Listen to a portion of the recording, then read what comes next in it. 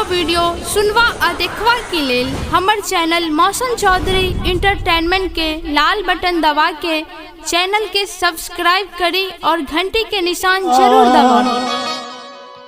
हम मोने मन विचारत रहिए अजय बाबा धाम बोलो भैया राम राम राम राम सीताराम बाबा हो विराज ओडिया देश में। बोले शंकर भगवान की। खेलत रहिए धूपत रहिए रोपत रहिए धान, खेल रहिए धूप रहिए रोप रहिए धान। मोन मन विचार रहिए मोन मन विचार रहिए जय बाबा धाम बोलो भैया राम राम राम राम सीताराम बाबा हो विराज ओडिया देश में। राम राम सीताराम बाबा हो विराज झारखंड में।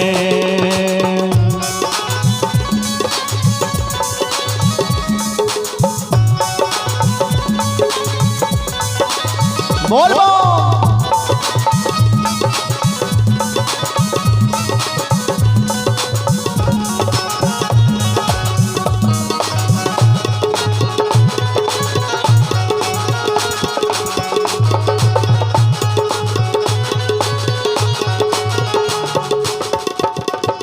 कथी के रानाब नबेरिया कथी के गरुआ,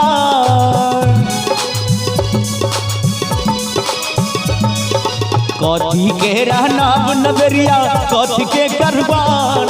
कौने लाला के बनिहारा कौने लाला के बनिहारा के यो उतारे पार बोल भैया राम राम राम राम सीताराम बाबा हो विराज ओडिया देश में। राम राम सीताराम बाबा हो विराज झारखंड में।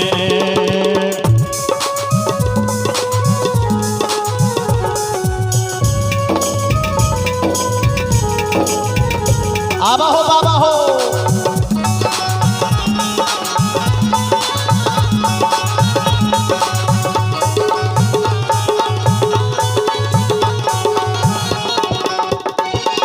सोने के रानाब नबेरिया रूप के करुआ,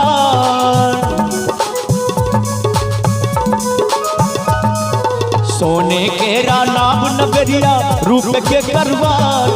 भैरव लाला के बनहारा भैरव लाला के बनहारा भोला उतार पा बोल भैया राम राम राम राम हो भाई बाबा हो विराज ओडिया देश में। राम राम सीताराम बाबा हो विराज ओडिया देश में। राम राम सीताराम बाबा हो विराज ओडिया देश में। अंत में एक माता के विदाई गीत गावे छे, बहुत सुंदर। अपने सब हमरा आवाज में यूट्यूब के माध्यम से देखे थे सुने थे।